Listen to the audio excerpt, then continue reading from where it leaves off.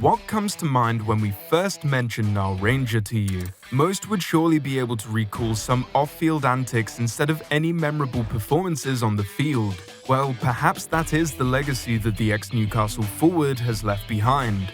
But it wasn't always like that. To get a 5.5-year contract at a club blessed with great strikers in Newcastle, you have to be impressive. So what went wrong for the talented youngster? Well, let's dig deep. Born in North London, the football career of Nile Ranger started at Crystal Palace. His off-field troubles started at the tender age of 15 after taking part in a street robbery and serving an 11-week sentence in a young offenders institution. On remembering that time, Ranger said, "Jail was pretty rough, but it taught me a lot. The most important thing I learned is that I never want to go back." Alas, it wouldn't prove to be his last time behind bars. The youngster then moved to Southampton, where he again got into trouble. After 2 warnings for disciplinary violations, he was involved in a bizarre incident of stealing first-team kits that he wanted to gift to his friends. His obvious talent next took him to Newcastle in July of 2008 following his release from Southampton. He still remembers when his agent informed him of Newcastle's interest in a Burger King outlet and how he was initially hesitant to go up north. It took a call from ex-Chelsea legend and Newcastle's director of football Dennis Wise to convince him on the phone to not miss the opportunity of a lifetime. And that is where his career got slowly back on track, well, momentarily at least. His mother Karen and a change of his agent proved to be helpful in avoiding the end of his career before it even began. The change of atmosphere did me loads of good. I went into digs up here and I was away from the old faces, the old problems. The England under-19 striker scored 22 goals in his first season with the reserve team, and at 6'2", he was touted as the next Emmanuel Adebayor. So in 2009, he was rewarded with a 3.5-year contract by then-manager Alan Shearer. As Newcastle was struggling with relegation, some considered Nile Ranger to be the wildcard that could empower a struggling Magpies side. Despite all that hype regarding his senior debut, it did not come until next season in the Championship under the tutelage of Chris Hughton in a substitute appearance against West Brom. But it was in the Championship during a game against Leicester City where he got a standing ovation from the Newcastle fans after a dazzling display. He only managed to secure 2 league goals in the Championship, but the positivity returned to the club as a whole as they won promotion back into the Premier League. Lifting the Championship title was a personal highlight in the career of the Londoner. Another memorable night for Ranger came in the League Cup away at Stamford Bridge as Newcastle beat Chelsea in the 3rd round of the League Cup, and he scored the opener for Newcastle that night after a delightful cross from the left. Soon enough, he made his Premier League debut in a career that seemed to slowly be getting back on track. Some fans still remember his turn that induced a false challenge from ex-Arsenal defender Koscielny, costing him a red card.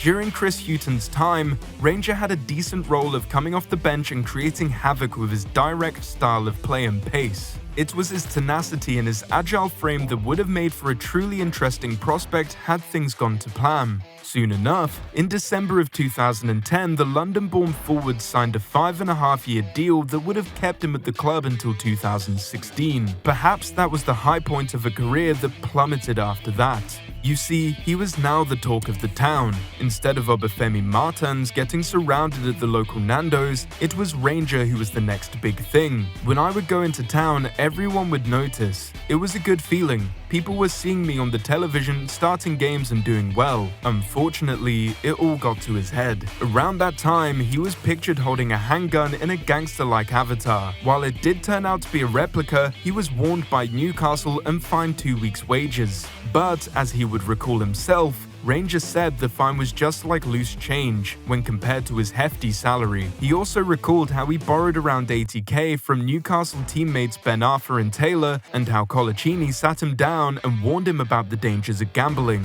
However, it all seemed to go in one ear and out of the other. 2011 saw first-team opportunities become few and far between, and he had 2 failed loan spells at Barnsley and Sheffield Wednesday. In January of 2013, he took an online dig at Newcastle fans who booed him during a 2-1 loss to Reading. He was then released 2 months later from Newcastle and never turned up in the Premier League again. In 2015, he would offer fans of Newcastle a public apology that might have come too late to save his career in the top flight. Various apologetic interviews have come out since then, followed by news of missed training sessions, assaults, and other appalling allegations. Next came Swindon in League One. Rangers started his spell for Mark Cooper's side similarly, with some promising performances to start, but ended up missing several training sessions, eventually leading to a termination of his contract. At the same time, he had 3 different charges to his name, including one rape allegation for which he was subsequently cleared. In March 2014, he was arrested and fined £1,000 after he damaged a taxi in Liverpool after the driver called him a rapist. In the next year, he struggled for minutes and form at Blackpool until a decent loan spell at Southend United saw him score 4 league goals in 4 different games. However, another concrete case of fraud and conspiracy to commit money laundering saw him get charged and later imprisoned for 8 months in 2017. Interestingly, during his purple patch at Southend United, he had an ankle tag and couldn't start midweek games as they would be outside of his 7 PM curfew. He was then released by Southend United in 2018. After 2 years away from the game, he first trained in the Sunday League, finally being given a last chance by Southend United on a month-to-month contract. Unfortunately, he got injured in the first month back and has since turned up scarcely for Boreham Wood. When Boreham Wood manager Mark Moseley signed him, he mentioned that Niall is at a stage in his career where he needs football more than football needs him. Perhaps the most infuriating incident for the Geordies, who once adored him, came in 2023 as Newcastle United faced off against Manchester United in the League Cup. A Niall Ranger managed to turn up in the news for all the wrong reasons again. It so happened that he was trying to flog 100 final tickets for hefty prices on social media. He asked for prices over £1,000. He justified that those were just market prices. He was reported to Club Wembley by fans and made for another embarrassing story in a tale full of woes.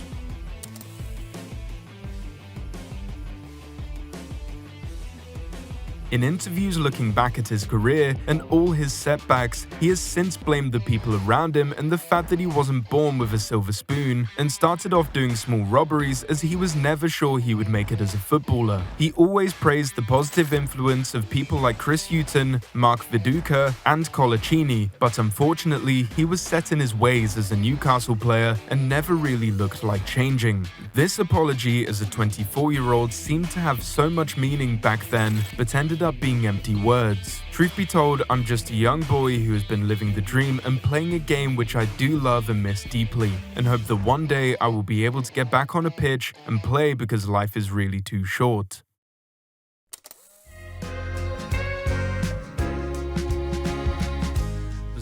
The story of Niall Ranger proves how tough it is to make it at the very top in football. Even if you are incredibly talented, you need immense discipline and an incredible work ethic to fulfill your potential. If you don't have those traits, you don't get too many chances to bounce back. A career that started with Alan Shearer's vote of confidence has now been destroyed within a matter of a few years. While there have been instances where players have come back from non-league sides to the top division, Jamie Vardy being the obvious example, that ship seems to have sailed for Ranger.